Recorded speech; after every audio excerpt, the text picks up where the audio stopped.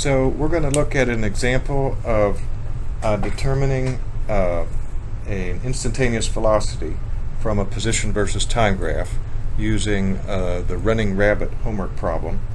And as you know, the definition of instantaneous velocity is the slope of the position time graph, the slope of a tangent line. So in this assignment, you're asked to plot the rabbit's velocity as a function of time. And the simplest way to do that is just to draw some tangent lines to different places on the position time graph. So I'm going to pick a particular place right about here, and I'm just going to eyeball it. The tangent line has a slope that matches the slope of the graph at that place. So at this time here, at about, that looks like 42 seconds, I have drawn a tangent line. I need to find the slope of that tangent line by reading 2 points on that tangent line. So I'm going to choose this point here, and I'll write the coordinates of that. I'm just going to estimate about 47 seconds. I'll call that T final, 47 seconds. And the position final is right on this line of my grid, so that's 15 meters. So that's 1 point. And I'll pick another point right here. This is going to be my initial initial, and the initial position is 20 meters. Okay, now pay attention to the instructions on the assignment down below. It says to show your work, explain how you know, show all calculations for full credit. So I'm going to give one example of how to do that. So I would just call this point here, let's call that point P, and then on separate paper I would say at point P, the velocity,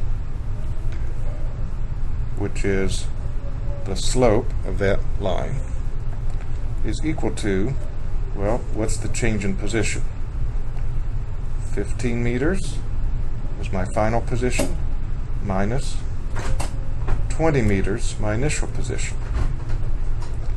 And 47 seconds is my final time, minus 41 seconds, my initial time. And so that comes out to be, in the numerator, negative 5 meters.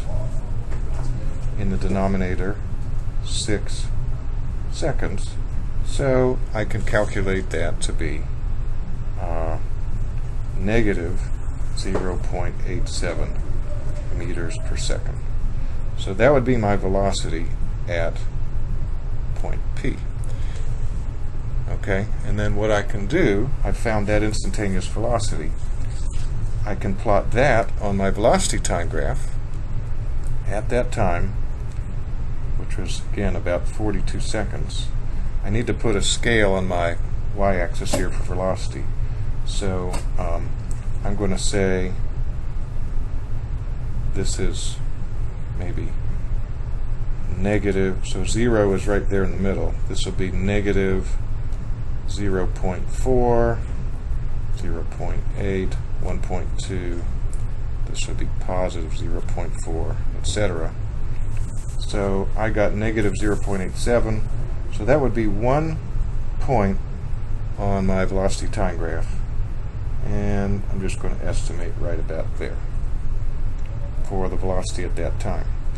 Now, I have to sketch the rest of this velocity time graph, and what you'll have to do is do some more tangent lines for different places on the position time graph.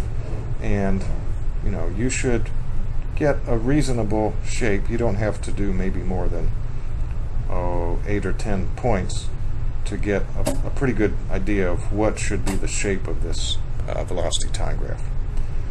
Okay, so remember to show your work And don't cram it all into the handout, especially for the short answer questions.